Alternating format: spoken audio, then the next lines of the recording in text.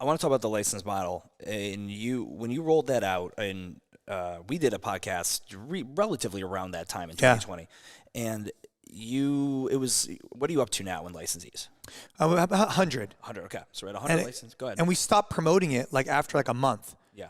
And that was really, again, lesson learned from a business perspective is that we had our ducks in a row. We had all of our legal documents ready. We had everything ready.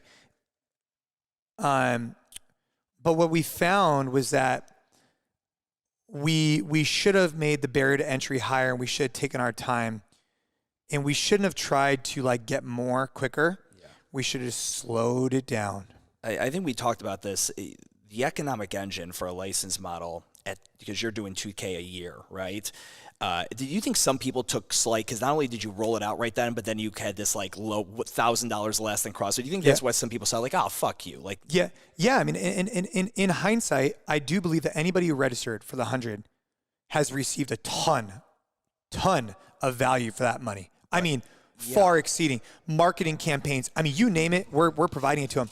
But, right, I've had to have a moment where I said, dude, I don't care if we had 100, 500, 1,000, and we were making money. I want people who are flying our flag to feel proud of where we're going and what we're doing, to be a part of our programming philosophy and the methodology of where we're trying to shoot for, and to be on calls and try and level us up. And that's where we want to go in the future, is to have, even if we only had 30, 10. I just want the right people who want to level us up, who want to push us to be better. Yeah. Business owner to business owner. When I heard $2,000 in my head, I go, he'll get 100 of these easily. Is that amount of revenue enough to drive an economic engine to assist? We're 600%. I'm charging $12,000. Yep. But it was also okay, I'm going to need to shoot for $12,000. I want you to get $10,000 worth of marketing videos per year. I want you to have this of copy ready, and I want you to have this. I want to have the trademarks in place. I don't want you to have to do the lawyer. Exactly. And I want to do all that. And 12 was the number I landed on for what I can actually afford to do this with. When you go forward with your license model, do you think it's going to have to be more expensive? Yeah, absolutely. It will be changing soon. Yeah. Yeah. And again, will people be grandfathered in? Yeah. I think at the same time, we talk about these moments in time from a business perspective, and the ones there's a few in my, probably the only one that I could look back on. I think we rebranded at the right time for the right reason. I think that if from a holistic perspective, looking back at that whole situation, we did what we had to do at the time, but I felt a lot of pressure to make certain pivots when we did. I wish I would have made those same decisions without the same pressures, but the pivot wouldn't have happened unless we had those pressures. So it's a really weird thing, but you could tell by the way I talk about it, that whole situation just doesn't sit well with me. And I wish that I could go back in time and explain to people the why behind each decision and what led to it. I mean, years and years of years with trying to meet with Greg and leadership to try and create this trajectory. And then a lot of other, on the opposite side, people asking for guidance and direction. And that's what we did. But I think that the barrier to entry should have been higher. Yeah. I think we should have done differently, and that's where we're moving to now. As we were talking about this on the way up, we're working our asses off. I wanted to have about 5 or so by the end of the year. We've got this one deal working right now with 2 different locations, and they've got upfits, and there's just a lot. But at the same time, I was, I'm like, okay, 12,000, fuck. If I do 12,000 every year, I got to be delivering. And we were even talking the numbers over. I'm like, what if we did 12 the first year? And then, because that's when a lot of the work has to get done, that initial onboarding. And then it's $6K or something.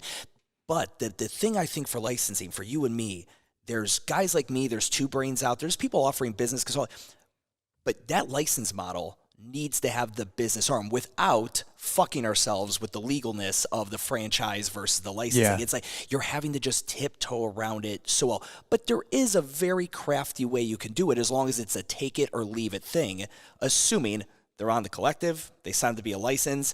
If we put up 96 videos overviewing business models and business practices, and you decide to implement that, that would toe the line legally in the United States. You'd be fine as long as there was no consequence if they didn't do it. What we're going to mandate in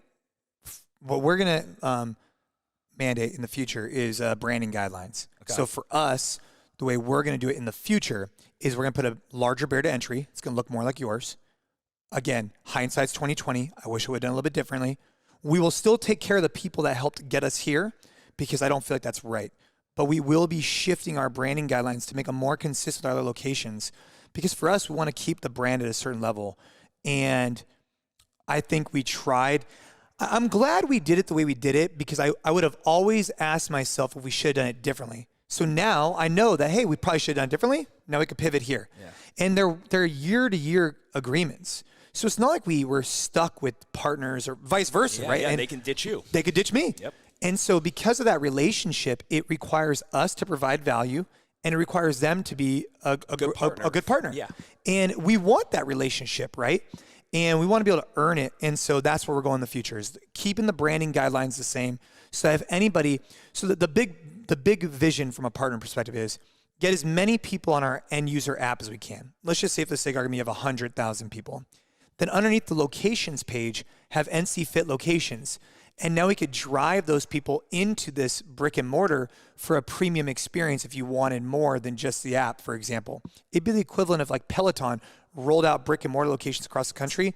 They'd probably drive some people in. Without the parent company having to open up all the locations around the country. Exactly. Right? Yeah. So that's the idea. That's a concept. But it only works if you have the right people on the team. And I think that goes from your HQ team to your team across the board.